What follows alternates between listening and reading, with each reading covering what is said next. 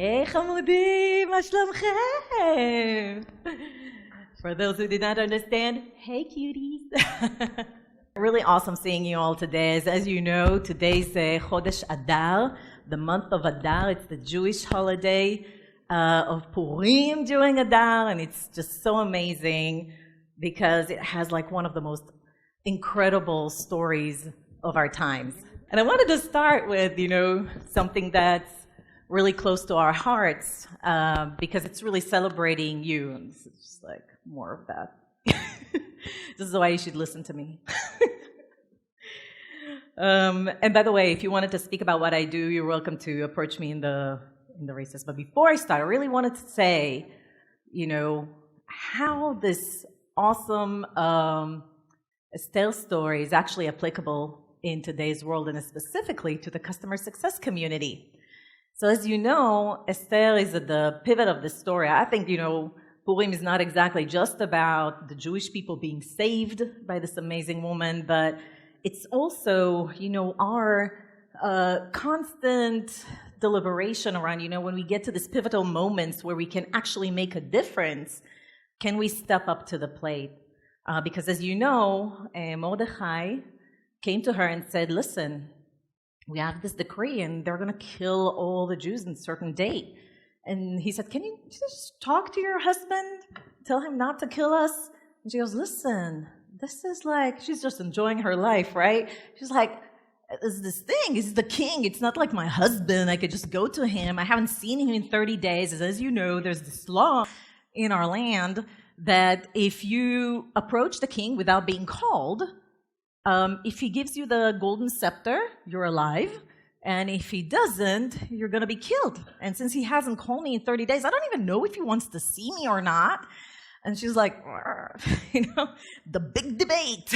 Should I go and save the Jews and be happy and maybe achieve immortality?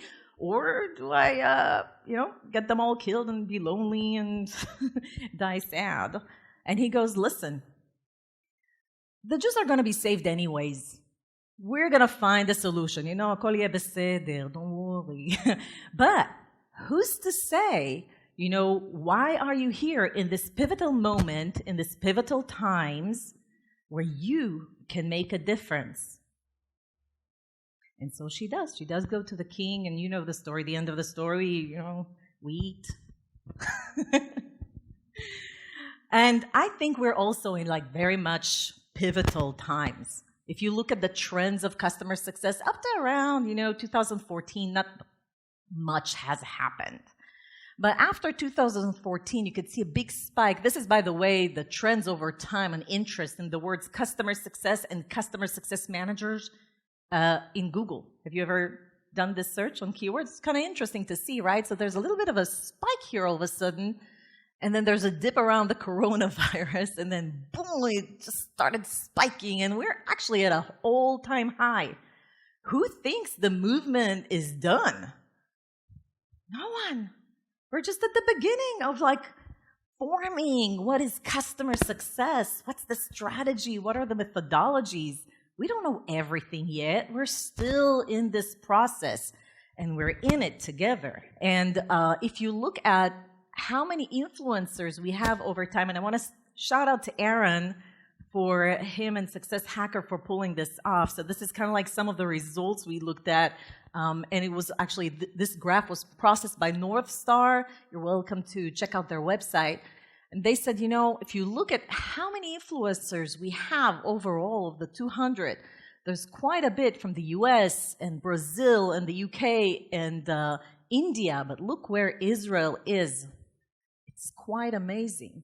Did you know that Israel is one of the top producers of customer success influencers per population ratio in the world? That is you, and you, Ziv. Yeah. It's quite amazing. You want to stand up if you're here? Yeah, standing ovation. Guys, this is incredible. I want to say, these folks are not the only one. Everybody here in this room, Who here has posted a blog? Yeah, about customer success. Who here has spoken at a webinar about customer success? Yeah, all of you, right? Who here has posted a message on our amazing customer success communities? Who has mentored someone? Who has helped somebody find a job and explain to them what customer success is? That's you. All of you are influencers. So everybody here has like an Esther moment, you know? We can just step up to the plate and make a difference. Isn't that awesome? Okay, so just wanted to start with that trend because I thought that was kind of cool to see in 2021 what's going on. But here's our 5 other trends that you should watch out for, because this is something that you can bring in instead of like influencing the community. This is something that you can bring in closely to your own organizations. So here's what you need to watch out for. First of all, did you know that more and more organizations, more than ever, have actually started charging for customer success? Yeah, because companies are actually seeing the value, and also they want to become a profit center versus a cost center. And some of you might think, well, Irit, I don't know about that. That's kind of risky, you know? Our customer, I don't think so. Well, TSI has done a research, and I'm going to show you what they found for all of you hesitant naysayers. 1, customer success organizations who charge for customer success actually see an uplift of 2% in retention, dollar retention rate. 2, those who charge see an uplift of 10% of upsell revenues. I want you to think, why is this happening? And those who charge actually see an increase of 17 to 22% in Net Promoter Score. That means their customers are happier when they actually need to pay for the service. How can we explain that? Exactly, commitment, VIP experience. I pay for it, therefore I'm going to use it. Who knows? The research does not explain, but I can tell you, since I have 4 other trends that I want to kind of go over, that if you want to learn on how to charge for customer success and why should you be, how to do it effectively, I highly recommend watching this video on my YouTube channel. Yeah, so if you want to learn how to do this and how to do this correctly, this woman here, I actually know her personally, she's awesome. She actually takes the time to break it down for you, like what did she do, how did she handle some objections from sales. So I'm not going to get into all of that because this is just like, latest trends in, but do take the time to watch that if you're interested. Okay, trend number 2 is that, kind of like what Duta said, we're seeing a tremendous increase in investments in digital-first customer success. So insofar, guys, like I can tell you, I've been doing customer success, like she said, since 2013. Everybody knows, like the first 4 or 5 years of this movement, we actually doubled down a lot on high-touch engagement models. What we're seeing now in the last couple of years, I would say, is that everybody's doubling down on digital first. And if you haven't, just know that somebody else, probably your competitor, does. So what does that mean exactly? First of all, we know that customers prefer self-service. This is an old stat. You must have seen it before. Known already, we know that end users prefer self-service over speaking with a company representative. And 91% would actually prefer it if you had a really rich online knowledge-based database. We already know that. How many of you think that their knowledge base is not up to par? Yeah, digital first, instead of hiring another CSM, it's a no-brainer, And if you don't do it, like I said, others are going to. I just been to Tango Customer Success Global Forum, and they actually harvested their data from their application, and they presented, if you don't believe me, that first of all, Overall, the book of business per CSM has increased by 27%. So from all the companies that are using Tatango, we can see an uptick in how many accounts every CSM is managing. Can you do that without a proper digital-first approach? Probably not. Secondly, 66% of all those CSMs are handling more than 50 accounts. And if you look at this spread, basically it's showing the percentage of the CSMs versus how many accounts they're managing. Look at the difference between 2020 and 2021. Look at how it shifts. These are the trends we're seeing today. Are you catching up with that? Do you have the foundation to catch up with that? You can't just give them more accounts unless you have these investments, okay? But I just wanted to show you, this is what your competitors are doing. All right, secondly, they're doubling that. So if you already have a customer success software solution, good for you. You're already getting an advantage versus your competitors, but are you taking full advantage of it? And this is what Tatango found when they, again, just do some analytics on their customer success data. And so you could see that most of them are using a lot more campaigns. It's a quick win to just get things in scale. They also found that when you do that and you send the email campaigns not from your marketing, but actually from your CSM, the average open rate jumps up to 40% from a 17% average. So usually when you just send it from, I don't know, MailChimp, it's much, much lower, as you know. And there was one guy in the at their forum that actually stopped the presenter and said, this is the exact, we have 35 to 40% open rate. He just validated what she was showing. So I thought that was cool. There's a 20% increase of year over year just from emails, and then 27% increase in campaign being sent in general. So with that, I mean, it's all nice if you can take advantage of your CS software, good for you. But we all know if you're gonna do a real digital first, sometimes an investment in customer success software is not enough, and I'm gonna show you exactly what I mean. So first of all, I'm not the only one saying that. There's a lot of companies out there that kind of showing, you know, already 25% of all customer interactions had been automated by 2019. And we're expecting to grow that by 40% by 2023. And most of them, as they say, is enabled by AI and machine learning. Who knows what that means?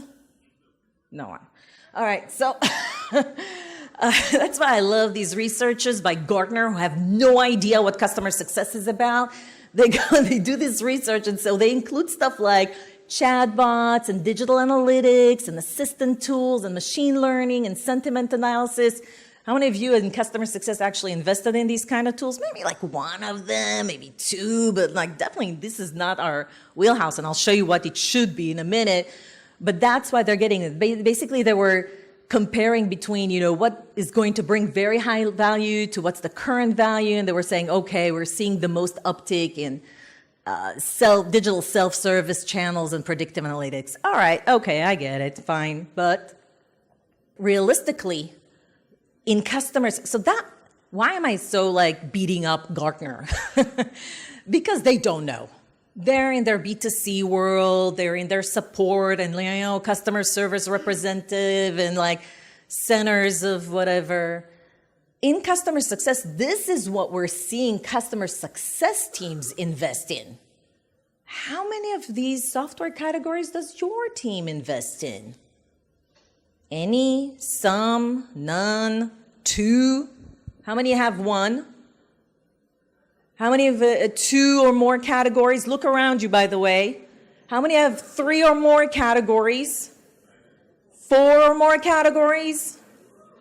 All the categories?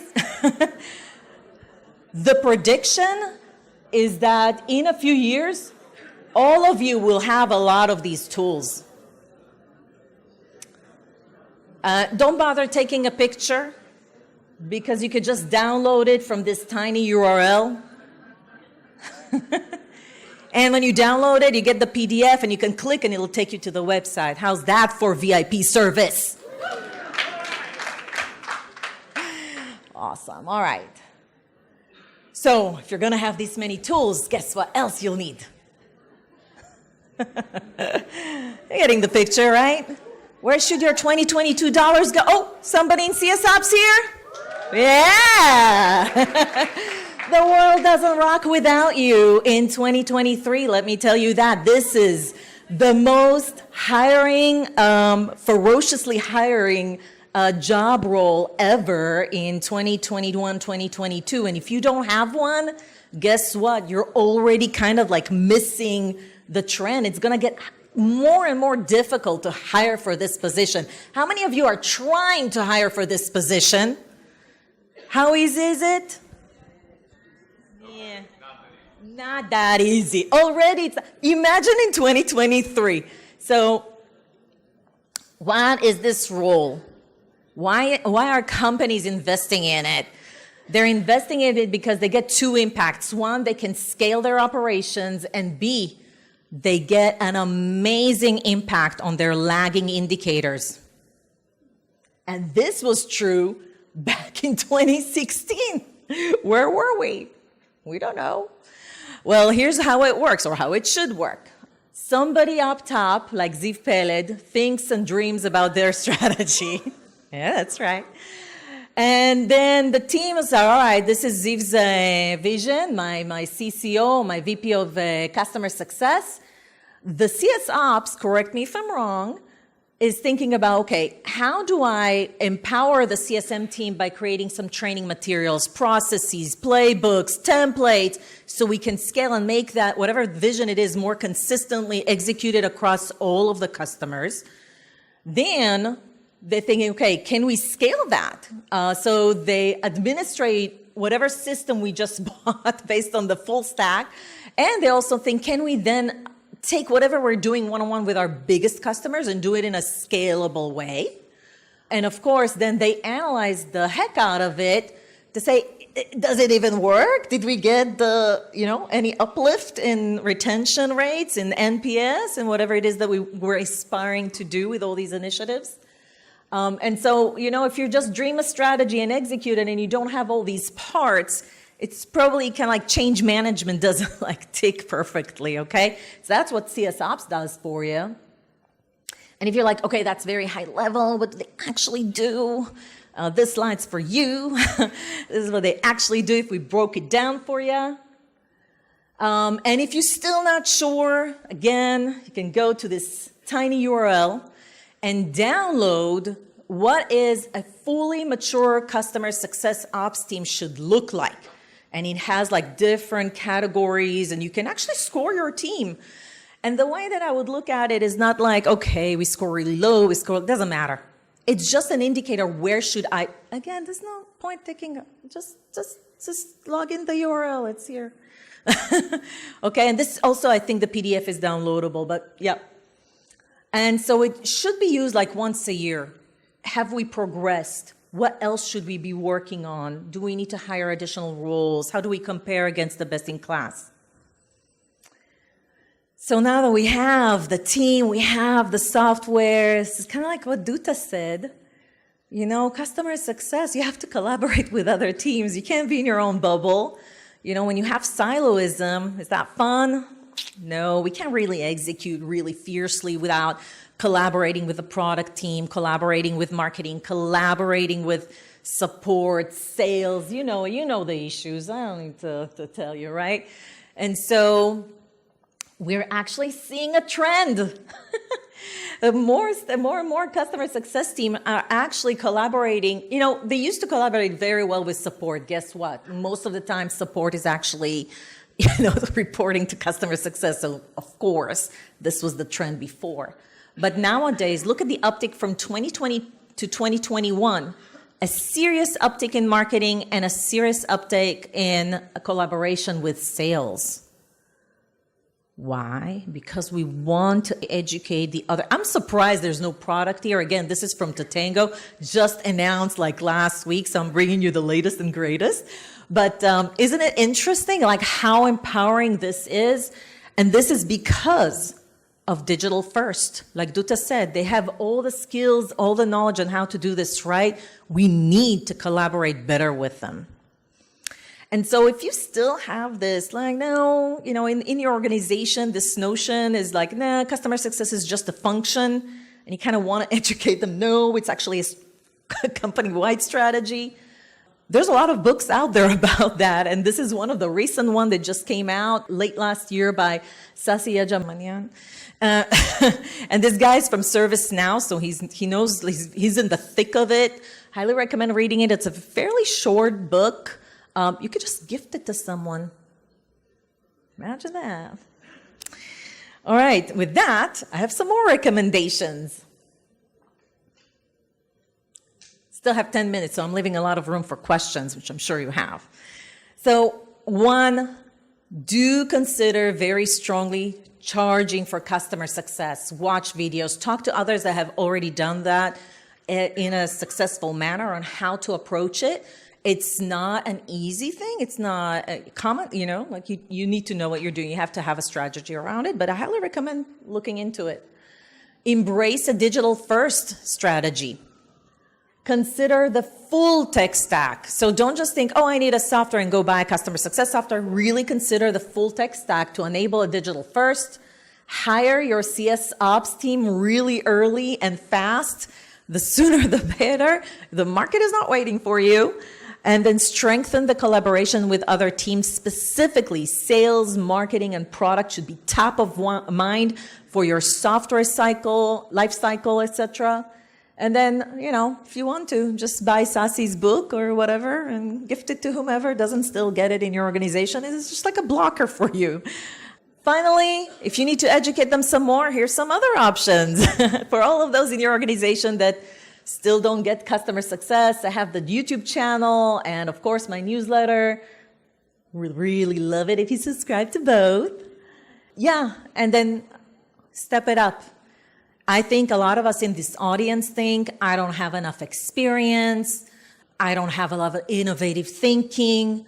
I want to tell you, like, sometimes just sharing your experience, whether it worked or not, really makes a difference for someone else. You don't have to have innovative thoughts to make an impact. You could just mentor. You could be active on our Israeli community for customer success. You could publish a blog about something that completely didn't work, just to educate others so that they don't do it themselves. And I think we're all kind of like in this, you know, Esther moment every now and then. Do we just do our job and help our own company?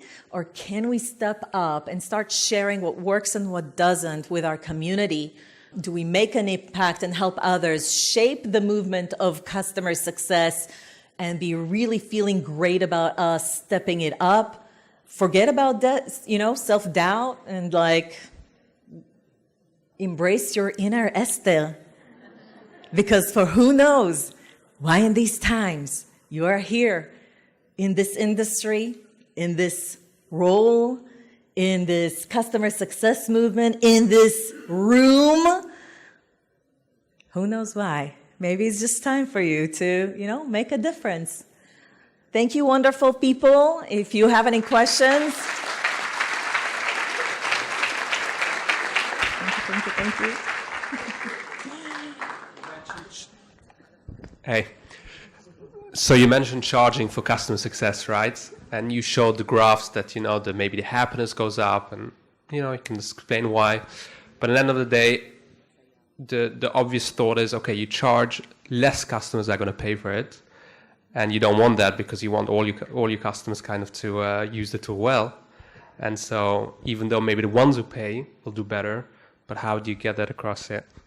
So when you charge, how do you make sure that the ones that don't pay still are successful? Yes. Okay, so here's, by the way, Tatango had the same predicament. They have about 5,000, you know, different customers using their system. So obviously they can assign a CSM to everyone, and they certainly can charge for customer success to everyone. And so one of the ways that you deal with that is those who don't want that VIP treatment, like having a CSM dedicated. There's two things that you can offer. First of all, you need to start building a scalable program where whatever you do with the one-on-one, you start doing one-to-many. If you usually do a kickoff, you do with multiple ones. You have onboarding, you do live office hours, you do live webinars, you invest in a lot of videos that help them help themselves.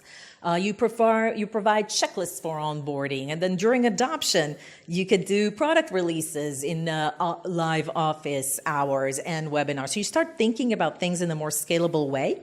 What Tatango found is after a couple of years of doing that, is that more and more of their end users and new accounts actually stopped showing up to the live events.